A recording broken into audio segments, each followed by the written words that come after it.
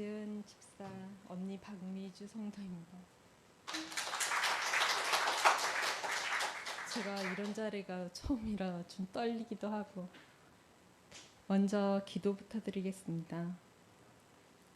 사랑하는 하나님, 저는 지금 하나님의 영광을 가릴까봐 두렵고 떨리는 마음으로 이 자리에 서 있습니다. 하나님만이 홀로 영광 받아 주옵소서.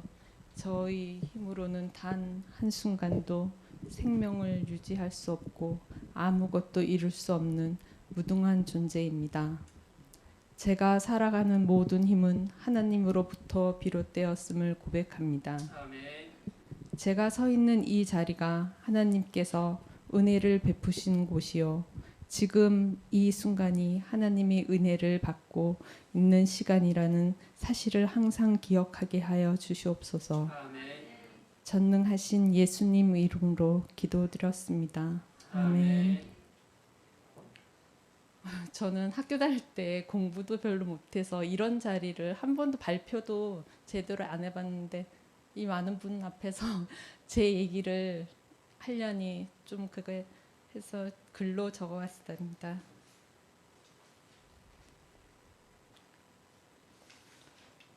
저는 강릉에서 미용실을 운영하고 있었고 남편과 딸 이렇게 세 식구입니다. 20대부터 미용을 하다 보니 기술도 서울에서 한 20년을 익혀갖고 강릉에서 오픈을 하였습니다. 그래서 단골도 많았고 한 달 수익은 직원들 다 제하고도 한 2천이 넘었으니 꽤 잘 되는 편이었습니다. 그러기에 원하는 것은 대부분 할 수 있다고, 내 삶에서 별로 불필요한 게 없다고 생각하여 하나님을 한 번도 찾아보지 않았습니다. 그 당시에 어느 권사님께서 저희 가게에 오실 때마다 저를 전도하셨지만 굳이 내 삶 속에 하나님이 필요 없다고 생각되었고, 재은이는 친정에 올 때마다 저희 가족들을 전도하기에 마지못해 딸하고 몇 번 교회에 갔습니다. 그러던 어느 날 갑자기 남편이 교회에 다니자고 해서 본격적으로 믿음 없는 신앙생활을 했습니다. 그런데 2016년 4월 친정엄마가 갑자기 쓰러지셨습니다. 1년 전만 해도 가족 모두 모여 엄마 생신잔치를 했는데 이런 일이 생겨 도무지 믿을 수가 없었습니다. 엄마는 중환자실에서 산소호흡기에 의지한 채 의식이 없는 상태였고 저희 형제들은 어떻게 할 도리가 없어 울고만 있었습니다. 그렇게 병원에서만 한 달 후 돌아가셨습니다.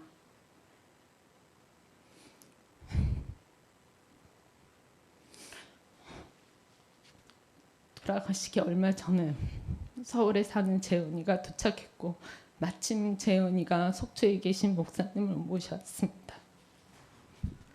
목사님께서는 의식이 없는 엄마 귀에다 속삭이셨습니다. 신기하게도 갑자기 엄마가 고개를 끄덕끄덕 하셨습니다.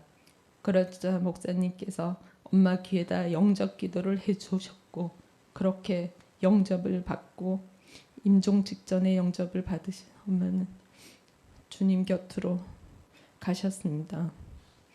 저는 엄마의 죽음을 믿을 수가 없고 슬픔과 충격에 이를 말할 수가 없었습니다. 혹시 엄마가 지금도 살아계신데 숨막히게 관에 모셔놓은 거 아닐까 하여 안치실에 몇 번을 가서 확인을 하고, 그런데 점점 엄마의 모습이 변화가는 것을 보고 정말 엄마가 하늘나라로 가셨구나. 그렇게 엄마 장례식을 치르고 나니 제 몸무게가 3-4kg 빠졌습니다. 전 힘들어서 그런 줄 알았는데 점점 너무 피곤하고 몸 상태가 안 좋아졌습니다. 그래서 병원 진료를 받았는데 그때는 아무 이상이 없다 그랬는데 점점 난소 쪽에 혹이 만져지는 거예요. 그래서 다시 3개월 후에 병원을 찾았을 땐 이미 난소의 혹이 9cm가 넘었습니다. 강릉 아산에 소견서를 써줘서 거기 가서 다시 검사를 해보니 온몸에 암세포가 퍼져 있어서 어떻게 여기서 하겠냐 아니면 서울 가서 다시 보겠냐 해서 서울 다시 한번 가보겠다 했습니다.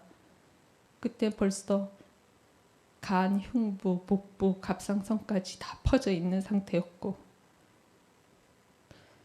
정말 절망적인 상태였습니다. 남편이 서울로 가서 다시 본다고 하여 짐을 싸는 날 전날에 저는 정말 눈물만 계속 흘려나왔습니다. 어떻게 나에게 이런 일이 일어날 수 있을까?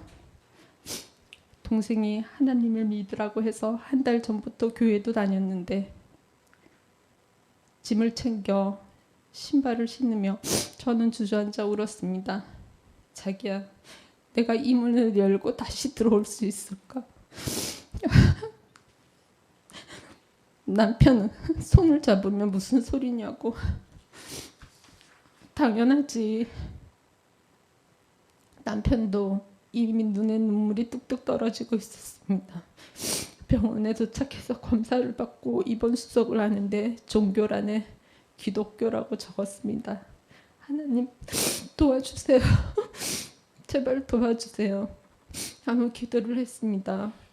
입원한 지 일주일 만에 모든 결과가 나왔습니다. 의사 선생님이 어떻게 환자와 같이 결과를 듣겠냐 말에 남편이 그러겠다고 하여 온 가족이 검사 결과를 들었습니다. 온몸에 암세포가 다 퍼져 수술을 할 수 없다고, 난소암 4기라고. 저는 가족들이 저 앞에 울기 시작했고 저 또한 눈앞이 캄캄하여 망치로 한 대 맞은 것 같았습니다. 전 마음속으로 하나님, 이제 딸이 유학 갔는데 졸업할 때까지만도 살려주세요 하며 기도했습니다. 저는 의사 선생님께 얼마나 살 수 있어요? 이 상태면 5년 생존율이 10명에 2명이라고 하셨습니다. 그래도 20%의 희망이 있으니 너무 다행이었습니다. 병원에서는 우선 항암부터 해서 암세포를 죽여 수술하자고 하셨습니다. 그렇게 1차 항암을 받고 집으로 돌아왔습니다. 말로만 듣던 항암을 받으니 정말 죽을 것 같았습니다. 구토가 너무 심해서 물도 못 넘기고 온몸에 전기 고문하는 것 같았고, 그 길로 바로 응급실에 가서 구토를 멈추는 주사를 맞고 집에 왔는데 그때부터는 온몸에 다시 전기가 흐르는 것 같아요. 정말 이제 1차를 받았는데 이걸 어떻게 견디지? 그렇게 항암을 받다 수술 날짜가 잡혔습니다. 2016년 12월. 수술을 하던 날 첫눈이 많이 내렸습니다. 저는 수술 대기실에 너무 겁이 나서 하나님께 기도드렸습니다. 제발 도와주세요. 제발 무사하게 도와주세요. 7시간에 걸쳐 수술이 주님의 은혜로 성공적으로 끝났습니다. 할렐루야. 마취가 깨면서 통증이 오기 시작했고 무통주사도 필요 없을 정도로 아팠습니다. 그렇게 수술하고 한 달 후에 다시 항암이 시작되었습니다. 수술로 체력이 떨어져서 더 고통스럽고 힘들었습니다. 면역력도 떨어져서 10일 동안 무균실에 갇혀 있고 항암을 받을 수가 없어 다시 돌아갔다가 다시 오세요. 다음 주에 다시 오세요. 정말 너무 힘들었습니다. 그렇게 치료를 받는 중 언니가 중환자실에 입원했다고 조카한테 전화가 왔습니다. 언니는 10년 전에 지병이 있었는데 더욱 악화되었고, 그래서 저도 항암 중이고 해서 언니를 잘 찾아보지도 못하고 너무 미안했습니다. 그렇게 2018년 2월 10일 날 주님을 영접하지 못한 채 언니는 세상을 떠났습니다. 그때 저는 21번째 항암을 받던 중이었습니다. 언니 미안해. 나 아픈 것만 생각하고 언니를 잘 돌봐주지 못해서 그렇게 언니를 보내고 한 번의 항암을 더한 다음 검사를 받으니 제 몸에 암세포가 모두 사라졌다고 하였습니다. 할렐루야. 그런데 기쁨도 잠시. 언니를 보낸 지 한 달밖에 안 됐는데 동생이 또 사고로 이 세상을 떠났습니다.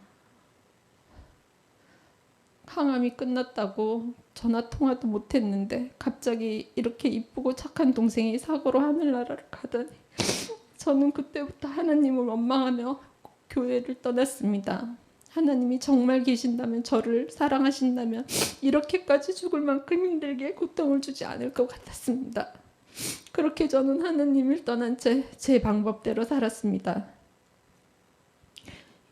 일은 더 이상 할 수 없어 수익형 건물을 지어서 그냥 임대 수입으로 살려고 무리하게 건물을 짓기 시작했고, 날마다 스트레스를 받아 몸이 힘들어가고 병원에 갔더니 암이 머리로 전이되어 뇌종양이 생겼습니다. 하나님 떠난 지 딱 1년 되던 해였습니다. 머리라서 위험하니 8개월 시한부를 받았습니다. 딸에게는 비밀로 해왔지만 어쩔 수 없이 유학 중이던 딸에게 돌아오라고 전화했습니다. 머리에 혹이 커져 신경을 눌러 맨날 구토가 심하고, 그런데 담당 의사 선생님, 주치의 선생님 저에게 하나님 말씀을 하시며 목사님 설교 동영상을 보내주셨고, 인턴 선생님도 제가 있는 입원실에 오실 때마다 전도하셨습니다. 하나님을 믿으세요. 차트를 보니 기독교시던데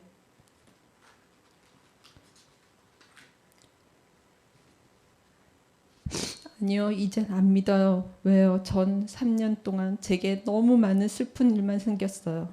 정말 하나님이 계시다면 이렇게까지 하지 않으셨을 테니까요. 그럼 시간 되면 이걸 들어보세요 하며 목사님 설교 말씀을 주셨습니다. 그리고 본인이 간증도 해주셨습니다. 하지만 저는 이틀 동안 듣지도 않았는데 재은 동생이 면회 와서 언니 이게 뭐야 묻길래 의사 선생님들이 주고 가신 거야. 의사 선생님들을 얘기를 해주었더니 동생이 언니야, 하나님이 언니를 정말 사랑하시나 봐. 어떻게 의사 선생님들도 전도를 하실까. 그래서 저는 목사님 설교 동영상을 들었습니다.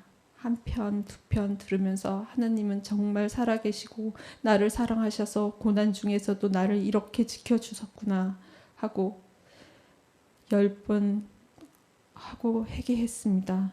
10번의 방사선을 머리에 종양이 1cm로 줄어서 이제는 3개월에 한 번씩 진료받자고 하셨습니다.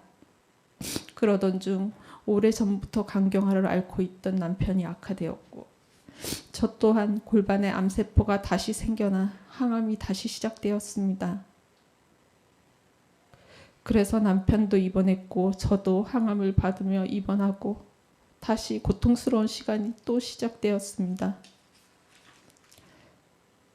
남편은 빨리 간이식을 받지 않으면 위험하다고 하였고 7년 전에 간경화 판정을 받았지만 잘 관리해 왔는데 저 때문인 것 같아 너무 죄송하고,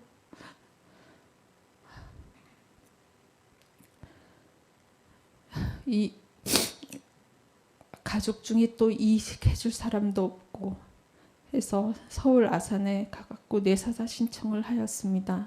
그 뇌사자 신청하는 과정에서 너무 힘들게 검사를 하다 보니 너무 무리가 돼서 강릉 아산병원으로 내려와 3일 만에 하늘나라로 갔습니다.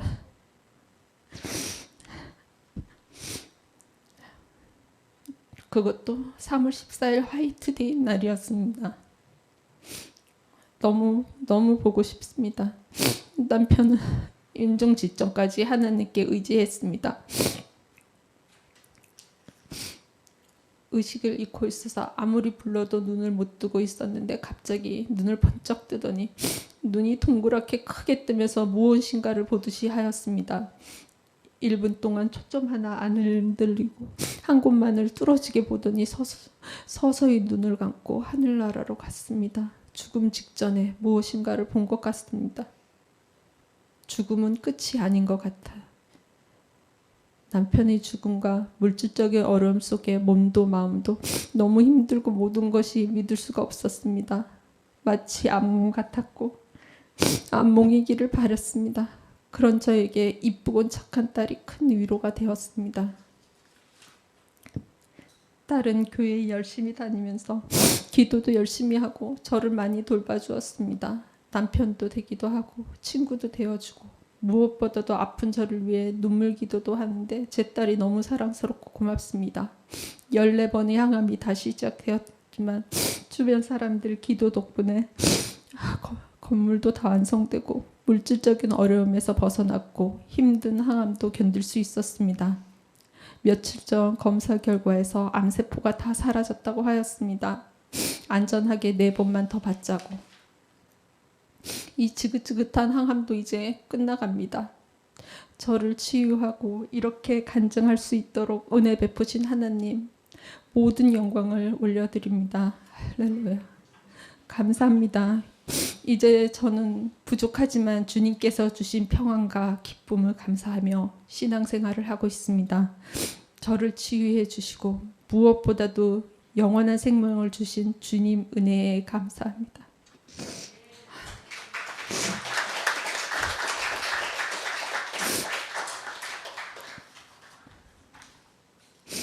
제가